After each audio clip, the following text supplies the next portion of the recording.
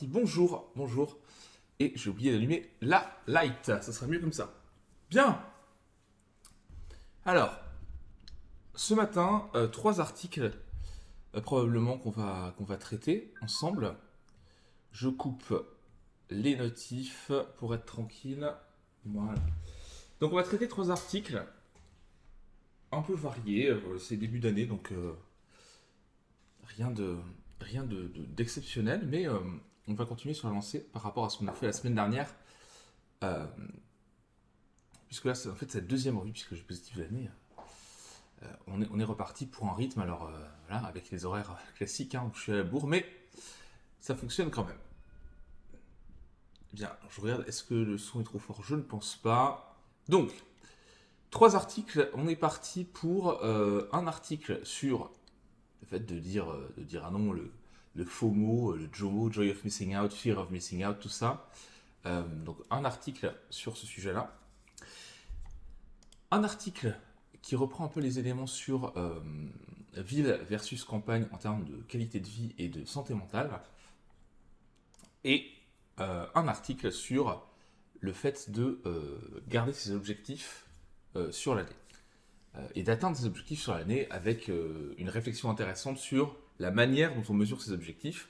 Et comme on est dans une période, alors c'est pas toujours efficace, c'est pas toujours pertinent, mais on est quand même dans la période des résolutions, dans la période des envies, des projets, ou en tout cas qu'on prenne des résolutions ou non, on ne peut pas s'empêcher, étant donné l'habitude sociale qui est autour de ça, de réfléchir à l'année écoulée et à l'année à venir. C'est presque un réflexe. Euh, donc c'est intéressant de regarder aussi ce genre d'article. On va commencer tout de suite avec un premier article. Alors, donc, le fait d'avoir peur de refuser une invitation. Comment est-ce que ça fonctionne? Pourquoi est-ce que il ne faut pas avoir peur de refuser une invitation? Et pourquoi est-ce que c'est difficile parfois de dire non, d'oser dire non, etc. Est-ce que, voilà, on se pose des questions, est-ce que ça va dégrader la relation? Est-ce que la personne du coup va plus jamais m'inviter si je dis non une fois, etc. Alors c'est des questions que certaines personnes se posent jamais, d'autres se posent à un certain âge et puis après plus du tout. Enfin voilà, ça dépend des gens, mais en tout cas c'est une question qui est assez courante. Et donc il y a une nouvelle étude qui a été publiée en 2023 qui s'est intéressée à ça, donc de Divi et Kirk. Moi, je vous affiche l'étude quand ça chargera. Voilà. Dire non, les ramifications négatives des refus d'invitation sont moins graves que ce qu'on pense, en général. Voilà, si ça vous intéresse, euh, voilà le lien de l'article. Alors, donc, cette étude, elle a commencé avec une étude pilote, donc plus une étude exploratoire. Euh, Elle a montré que 77% des gens ont au moins une fois accepté une invitation à un événement auquel ils ne voulaient pas vraiment aller, parce qu'ils avaient peur des conséquences négatives liées au refus. Donc ça, c'était plus pour poser les bases. Et toute l'idée, toute l'hypothèse de cette recherche, c'était de se dire que en fait, les gens euh, surestiment les conséquences négatives d'un refus en fait, à une invitation. Il y a donc eu dans cette étude 5 expériences différentes pour répondre à cette question. Alors dans la première étude, on a 1406 participants euh, et on leur a demandé d'imaginer être soit la personne qui est invitée, soit la personne qui invite dans différentes situations. Par exemple, dans une situation, c'était aller voir une exposition dans un musée. Et ce que ça a montré dans les ramifications des conséquences négatives, on a des conséquences négatives immédiates.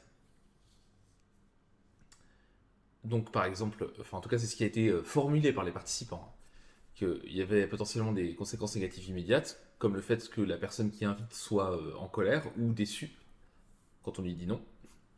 Et on a les conséquences négatives décalées dans le temps, qui est par exemple le fait de ne pas accepter l'invitation de la personne qui a refusé votre invitation. Donc c'est quand la situation s'inverse ensuite, nous aussi on va refuser. Et les participants, donc en lien avec l'hypothèse de base qui est que les gens en fait ils surestiment les conséquences négatives d'un refus, et bien en conséquence, en lien avec ça, et ça a confirmé ça, les participants avaient tendance à surestimer les deux types de conséquences négatives. Conséquences négatives immédiates et conséquences négatives à distance. Donc, dans la deuxième expérience, on a refait la même chose qu'en l'expérience 1, sauf que là, on n'a pas demandé d'imaginer des situations, on a pris des situations réelles. Pour la simple et bonne raison que, en fait, quand on demande aux gens d'imaginer une situation, on ne réagit pas forcément de la même manière que quand la situation est réelle et nous concerne vraiment. C'est moins écologique, en fait, mais c'est important de le faire aussi. Et donc là aussi, quand on faisait référence à des situations réelles des participants, les gens surestimaient aussi les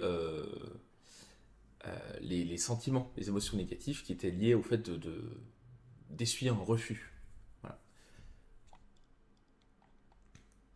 Dans l'expérience 3, on avait donc les invités et les gens qui invitent, et en plus on avait un troisième groupe qui était les observateurs, qui devaient lire les scénarios mais n'étaient pas impliqués dans les scénarios.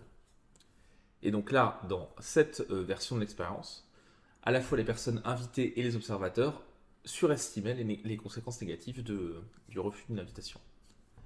Donc là, on est toujours dans la même ligne, hein, c'est que les conséquences réelles sont beaucoup moins importantes que ce que les gens imaginent en conséquences négatives. Et donc, observateurs ou invités, ils estimaient les choses de la même manière. Et donc, pourquoi est-ce que c'est intéressant d'avoir des observateurs? Parce que ça permet de montrer que la surestimation des conséquences négatives n'est pas liée au fait que que les gens ont une image s'imaginent être important de manière excessive. Parce qu'en fait, quand on n'est pas invité, qu'on est juste un observateur, on imagine que quand même il va y avoir des conséquences négatives pour la personne. Et ça ne nous concerne pas directement. Donc, c'est pas lié à une surestimation de sa propre importance, c'est lié à une hypothèse, une projection en tout cas sur la personne qui invite, et une hypothèse sur les réactions de la personne qui invite, qui sont en fait des hypothèses biaisées. C'est un biais cognitif en fait, tout simplement.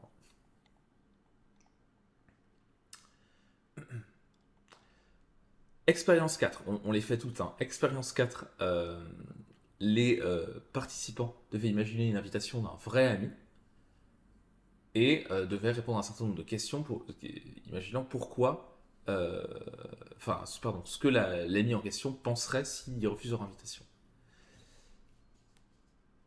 Il y avait deux types de questions. En gros, les questions qui se concentraient sur l'action de refus, à quel point l'ami en question allait se focaliser sur le fait que la personne refusait l'invitation, et d'autres types de questions qui étaient plutôt sur les pensées de la personne, à quel point l'ami allait se focaliser sur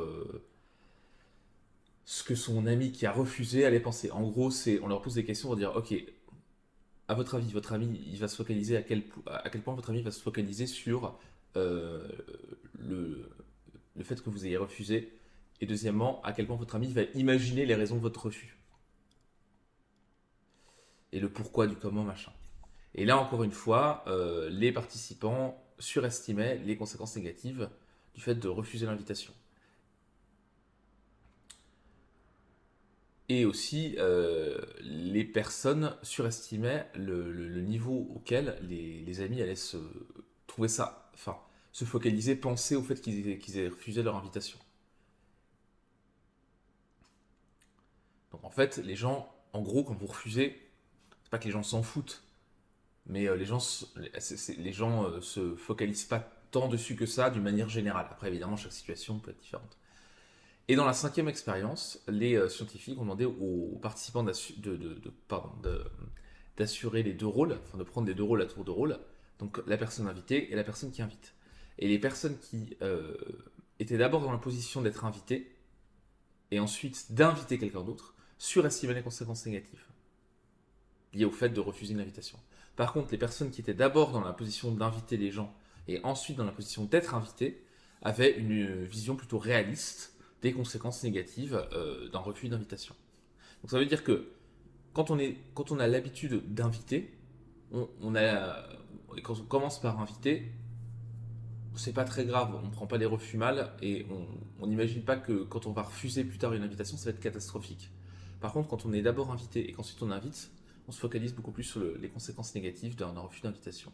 Donc en gros, pour résumer l'étude, euh, les gens ont tendance à surestimer les conséquences liées au fait de refuser une invitation, d'une manière générale. Encore une fois, bien sûr, si vous prenez un cas particulier d'une relation, etc., il y a toujours des exceptions. Mais si on prend d'une manière générale pour tout le monde en majorité, en fait, en général, on se dit ah merde, si je refuse, ça va être mal perçu, la personne va se dire que je veux pas la voir, ou va prendre ça comme un truc désagréable, comment dire, euh, elle va me voir différemment, de manière négative. En fait, largement, c'est pas le cas. Les gens, ils disent, ok, vous dites, je suis pas dispo, ok, il est pas dispo. Après, si vous refusez tout le temps toutes les invitations, bon, les gens sont auprès de la même personne, les gens comprennent que vous n'avez pas forcément envie. Là, c'est encore différent. Mais sinon, refuser une invitation, ça n'a pas vraiment de conséquences.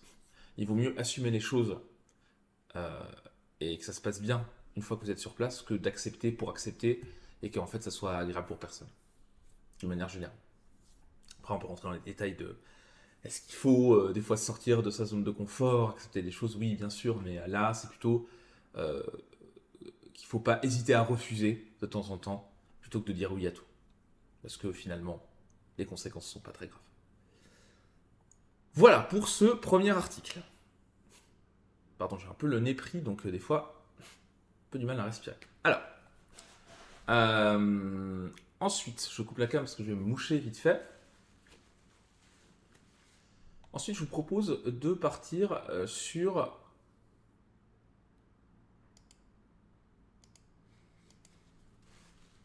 cet article de Conversation, de The Conversation, sur l'opposition entre santé mentale, l'opposition et la comparaison de la santé mentale et des bénéfices du fait de vivre à la campagne versus vivre en ville. Et je rallume ma cam. Alors, je me permets de le redire, hop là, euh, dans le plus efficace et plus heureux, là, qui est là, dans mon bouquin, il y a un chapitre sur le côté environnement, espace vert, etc. Et l'étude qui est citée là, euh, une des études qui est citée là, notamment l'étude qui a été faite au Royaume-Uni qui est un suivi en fait de la qualité de vie des gens sur des grosses populations. C'est une étude aussi que je cite et donc il y a des choses intéressantes. On va voir, le débat est ouvert et bien sûr il y a les tendances générales et puis après il y a les questions particulières liées au profil psychologique des gens et à leurs préférences. Donc la question pour commencer c'est est-ce qu'il vaut mieux vivre à la campagne ou en ville?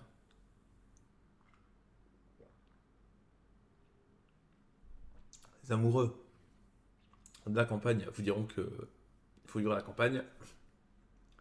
Et les amoureux de la ville, ou même les Parisiens, vous diront que, mon Dieu, quel ennui de vivre à la campagne. Donc, qu'est-ce qu'on fait de ça, quand on est un peu entre les deux?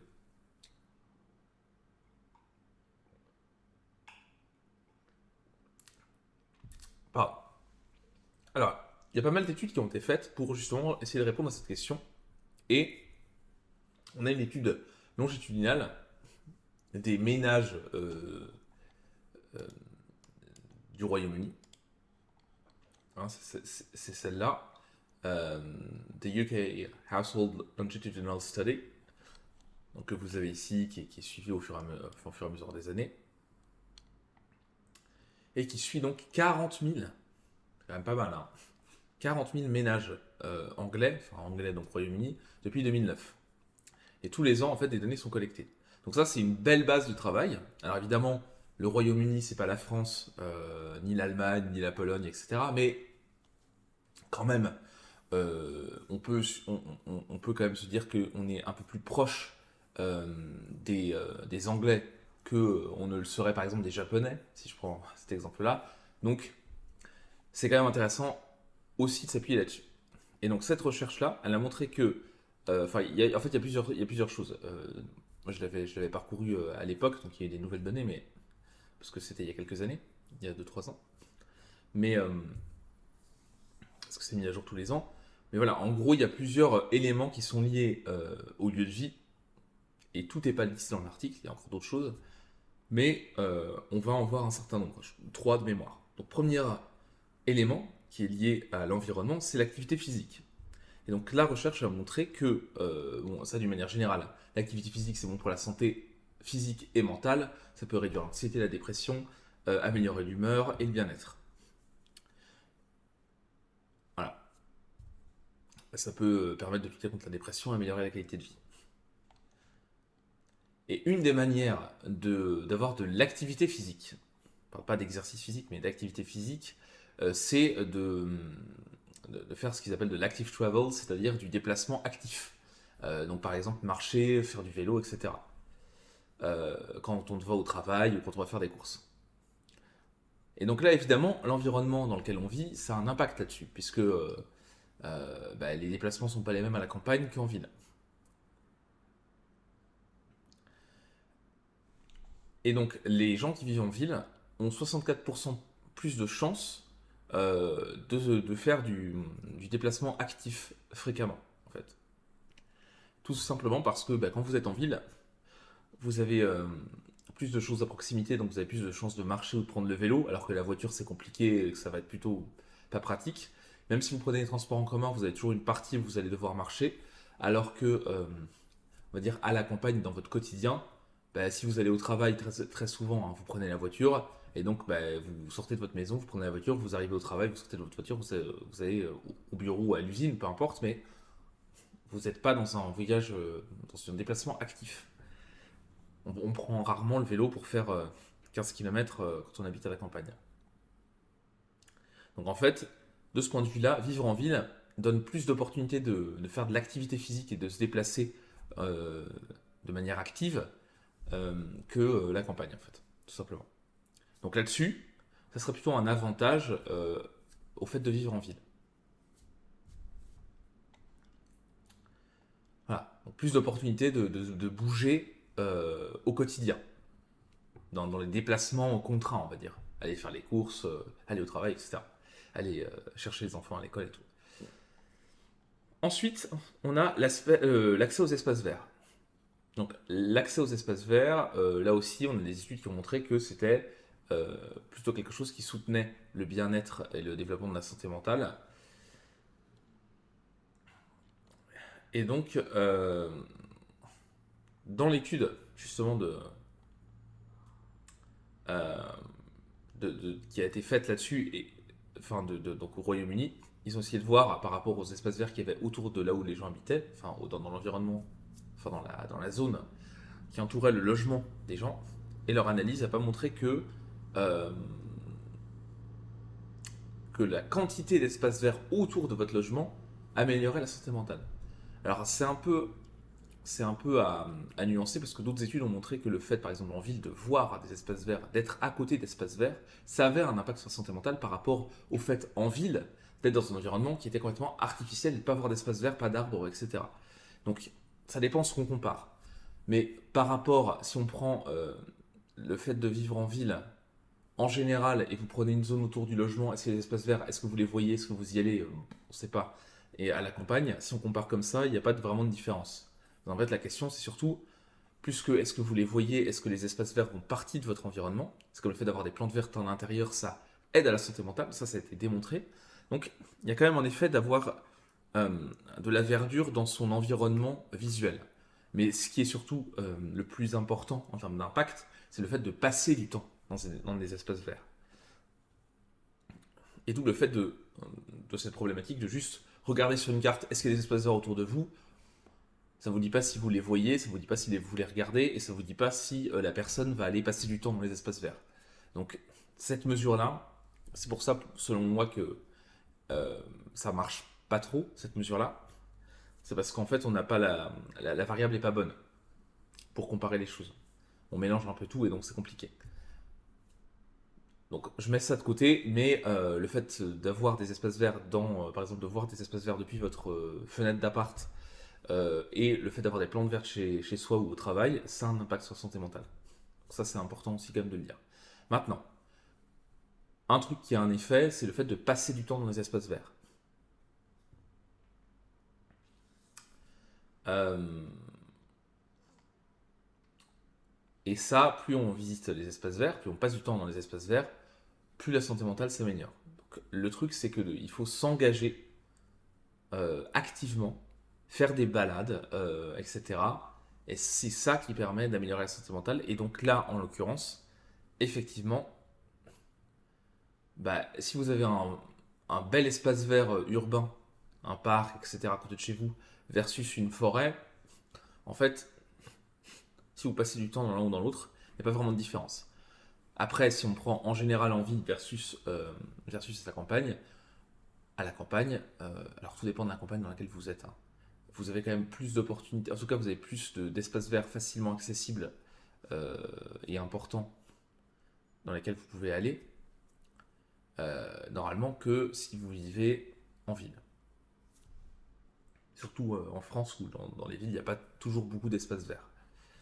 Mais après, si vous êtes dans une ville où il y a des beaux espaces verts, il n'y a pas forcément de différence entre le fait de vivre en ville versus vivre à la campagne. Bien sûr, après, il y a la qualité de l'air, troisième élément. Donc là, il y a des études aussi qui ont montré un lien entre la pollution de l'air et la santé mentale. Et donc il y a même là, ce dont il parle, hein, c'est des méta-analyses qui ont montré que ça pouvait même avoir un impact sur des zones du cerveau, la pollution de l'air, notamment au niveau du contrôle des émotions et du développement de l'anxiété, etc. Donc, donc c'est quand même un truc qui joue. Plus de pollution de l'air, c'est lié à une moins grande satisfaction dans la vie. Donc effectivement, le truc c'est que quand on vit à la campagne, en général la qualité de l'air est meilleure. Donc là-dessus, la campagne elle gagne clairement par rapport à la ville. Après, si vous vivez à la campagne, près de zones industrielles ou de zones même de forte activité euh, agricole, mais de grosses exploitations, là il peut y avoir une belle pollution de l'air aussi. Donc en fait, c'est à voir. Vivre à la campagne, c'est en général mieux que de vivre en ville pour la pollution de l'air. Mais il y a certains endroits à la campagne, si vous êtes à côté d'un champ qui est traité, etc., il y a des moments où la pollution de l'air, ça va pas être foufou non plus. Donc, voilà. Mais bon, clairement, la campagne elle gagne si on prend les grandes masses. Euh, et donc, ce qui est dit en conclusion là, de cet article, qui fait un peu une revue rapide, parce qu'il y a plein d'autres paramètres qu'on pourrait prendre en compte, hein, la taille la taille du logement, qu'ils n'ont pas pris en compte.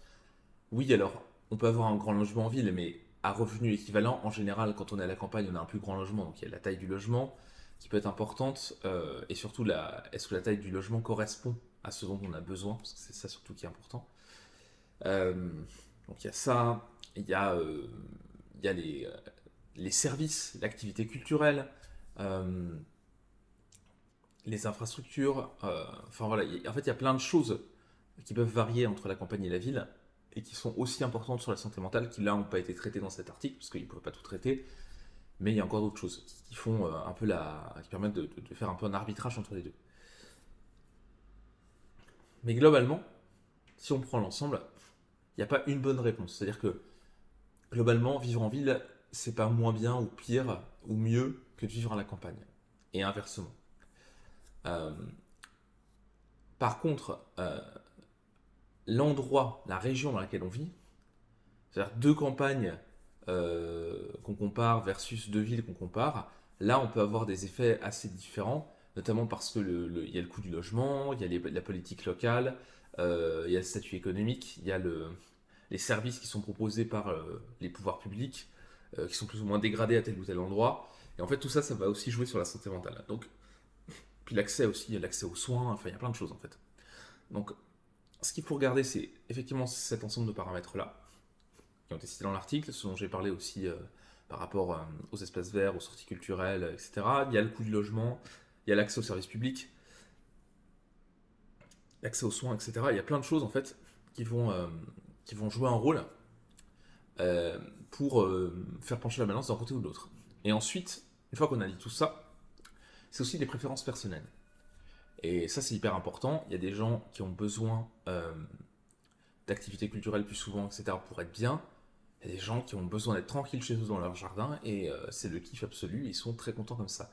Donc en fait, voilà, il y a tout ça. Et puis même en vivant dans une agglomération, Quand vous vivez dans l'agglo d'une ville moyenne, 150 000, 200 000 habitants, etc., euh, avec un pavillon, avec un jardin, c'est pas la même chose que de vivre en plein cœur de ville, dans un appart avec le bruit, etc. Parce qu'il y a aussi le bruit, on n'a pas parlé du bruit, mais c'est aussi un facteur de bien-être.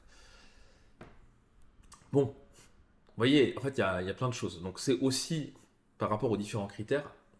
Il y a des critères objectifs, la pollution de l'air, etc. Après, il y a des critères qui sont aussi liés à votre personnalité, à ce dont vous avez envie, besoin, de ce qui vous correspond. Donc, il faut toujours prendre ça en compte. Euh, quand on prend une décision pour soi, on va pas juste suivre une étude en se disant, la campagne c'est génial, et puis en fait vous allez vivre à la campagne. Combien de gens, des fois, on va dire, se sont déplacés à la campagne, vraiment campagne perdue, puis en fait ils se rendent compte qu'ils s'ennuient. Et que peut-être qu'il y a un intermédiaire entre la campagne perdue et le cœur de ville. Voilà, donc il faut toujours il faut toujours réfléchir à trouver un équilibre pour soi d'abord, mais il n'y a pas une réponse universelle, un mode de vie qui serait meilleur, quelle que soit la situation. Bien, on va partir sur le dernier article, je vois qu'il est 8h50, donc on est plutôt pas mal. Et ce dernier article va concerner les bonnes résolutions. Les bonnes résolutions de l'année, bah oui. On est encore en janvier, on est le 11 janvier 2024. Certains d'entre nous, ont pris de bonnes résolutions. Moi, j'en prends pas, mais j'essaie de fixer des objectifs, de faire un bilan. J'ai quasiment fini mon bilan de l'année, mais j'ai pas eu le temps de le faire bien. Et ensuite, de fixer un peu des objectifs par rapport au bilan de l'année dernière et puis par rapport à ce que j'ai envie de faire, ce qui est nécessaire de faire pour que ça se passe bien pour moi, en tout cas selon mes estimations. Et donc, moi, j'aime bien me fixer des objectifs. On l'a vu dans la dernière revue de psychologie positive, c'est important d'avoir des objectifs à long terme. Alors que vous les fixiez fin d'année, début d'année, peu importe, en fait, vous les fixez quand vous voulez, les objectifs. Ça, c'est les résolutions de nouvelle année, ça n'a pas beaucoup d'importance. Si c'est en mars ou en juillet, ça marche aussi. C'est bien d'avoir des objectifs donc à long terme, 1 an, 2 ans, 3 ans, 4 ans, 5 ans, mais après, il faut les découper en sous-objectifs. Alors si c'est un objectif à long terme sur plusieurs années, au moins des objectifs annuels, et après des sous-objectifs qui vont être plutôt mensuels ou bimensuels, parce que sinon vous allez perdre de vue, vous n'allez pas avancer, et c'est important d'avoir des critères de mesure, etc. Donc quand on fixe des objectifs de changement, de nouvelles habitudes, d'objectifs de carrière, d'objectifs personnels, etc., c'est toujours bien de redécouper en sous-objectifs avec des mesures objectives. Comment est-ce que je sais que j'ai atteint tel ou tel sous-objectif, que je progresse vers mon objectif final, et ça vous permet d'avancer, de rester motivé et de suivre vos progrès. Parce que sinon, très vite, le quotidien reprend le dessus. Mais une fois qu'on a dit ça, la question c'est de comment est-ce que j'évalue. J'ai des sous-objectifs avec des mesures objectives, où je dis, je sais pas moi, je veux être en meilleure santé. Bon. Et donc ça passe par le fait d'atteindre, par exemple, tel poids, avec tel taux de gras, au bout de tant de mois, au bout de 2 mois, puis au bout de 4 mois, puis au bout de 6 mois, etc.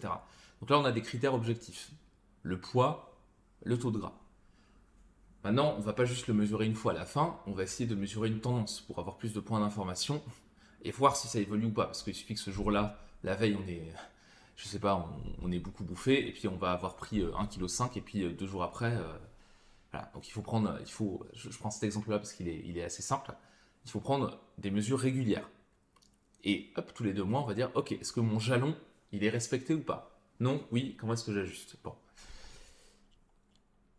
Et donc là, cet auteur-là, donc docteur en psychologie, s'est intéressé à l'effet des mesures et des statistiques des mesures. Alors ça paraît un petit peu prise de tête comme ça, mais vous allez voir, c'est assez intéressant.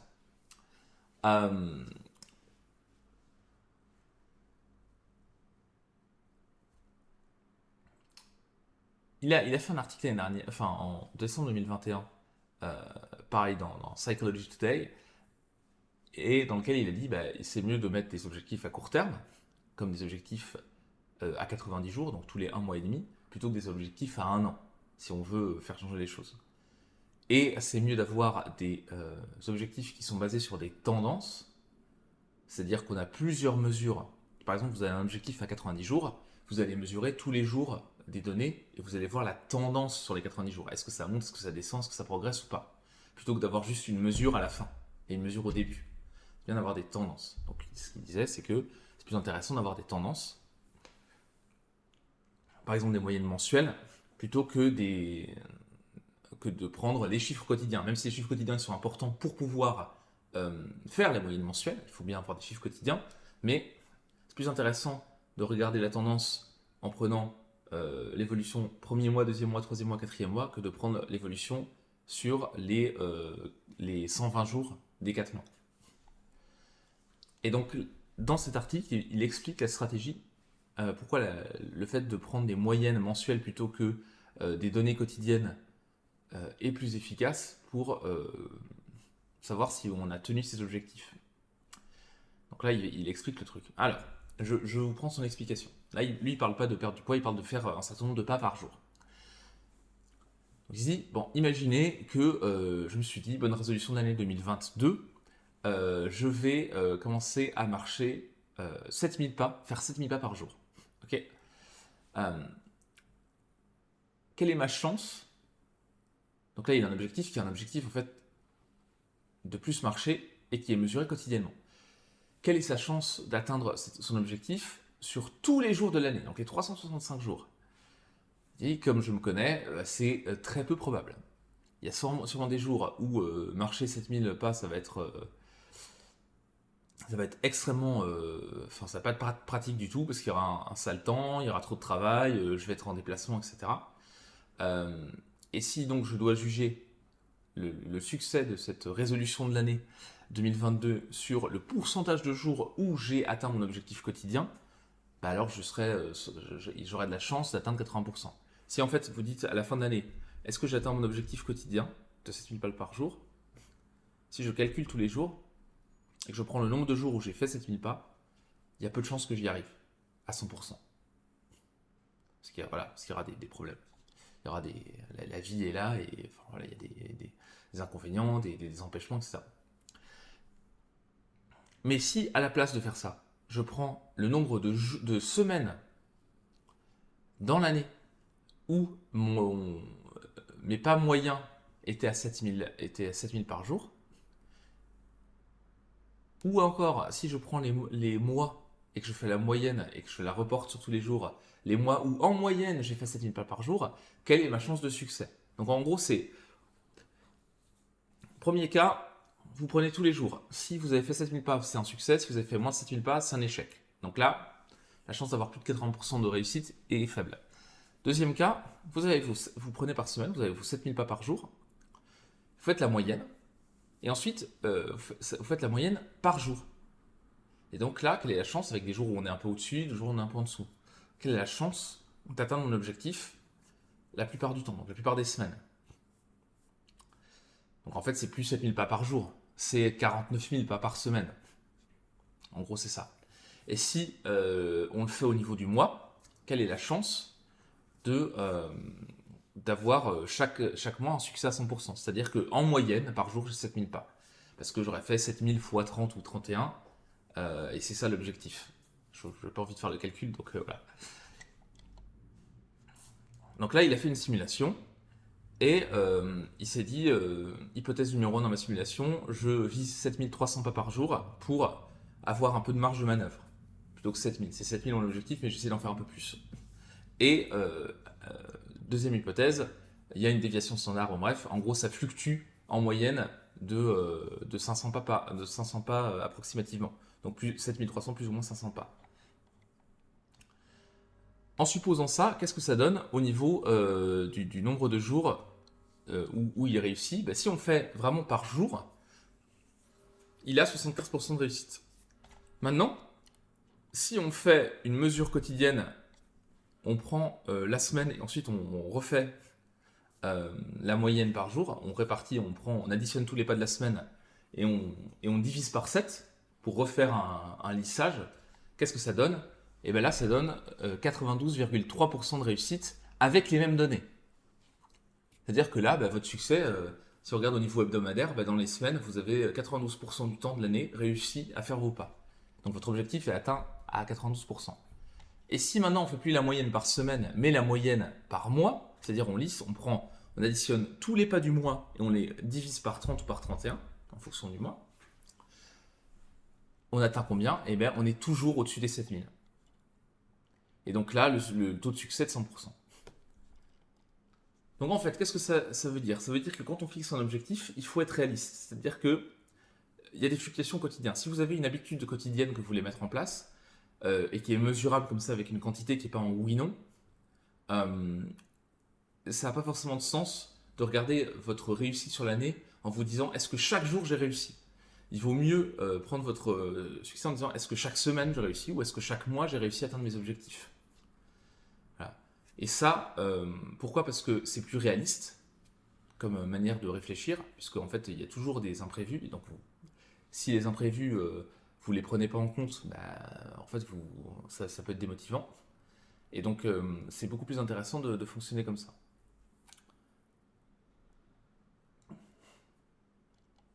Voilà.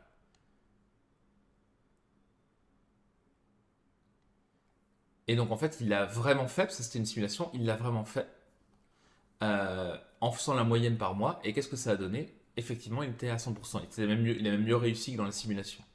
Parce il l'a fait en fait en 2022 et il a obtenu ça en faisant un calcul par mois. Il a fait bien 100% de réussite.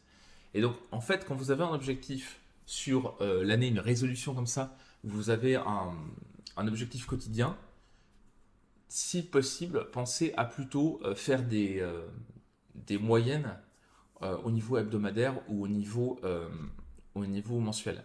Par exemple, si vous faites attention à votre alimentation, que vous voulez soit prendre de la masse, soit perdre du poids, donc en contrôlant les calories ingérées, si vous calculez le taux de réussite par jour, il y a des jours où vous allez faire des excès et des jours où ça va pas fonctionner. Il vaut mieux faire une moyenne au moins hebdomadaire, parce que c'est des périodes un peu plus courtes, c'est pas toute l'année que vous allez être en déficit calorique ou en surplus calorique. Il vaut mieux faire une moyenne, vous prenez votre total calorique de la semaine et vous refaites la moyenne par jour ensuite, plutôt que de regarder chaque jour. Parce qu'il y a plus de chances que vous atteigniez votre objectif au niveau hebdomadaire, en faisant comme ça, que si chaque jour vous regardez, et bien là vous allez avoir forcément un taux d'échec, mais c'est pas parce que vous avez pris 200 calories de plus un jour que vous ne pouvez pas prendre 200 calories de moins l'autre. Donc voilà, un équilibre à trouver. Donc là c'est intéressant, je trouvais cet article pour vous dire que quand on commence à rentrer un petit peu dans le détail, la manière dont on mesure les choses, ça peut être plus ou moins motivant. Et quand on met en place des habitudes, c'est important de garder cette motivation. Et donc, et puis c'est important de prendre en compte la réalité qui est pas, on n'est pas des robots, donc il y a forcément des variations et des choses qu'on ne contrôle pas. Donc intéressant de travailler de cette manière-là avec des moyennes soit mensuelles, soit hebdomadaires, mais ça c'est en fonction de l'objectif que vous fixez. Voilà, voilà c'était tout pour ce matin. Il est 9h04. Je vais aller au boulot. Je vous laisse pour la journée. Peut-être ce week-end un stream pour finir. Peut-être Inspector Raffles pour finir le jeu. Ça serait pas mal de pas trop attendre parce qu'après je vais être complètement paumé. Et puis sinon, on se retrouve la semaine prochaine pour une nouvelle revue de psychologie positive. Et puis moi je vous dis, je vous souhaite une excellente journée et une excellente semaine. Ciao!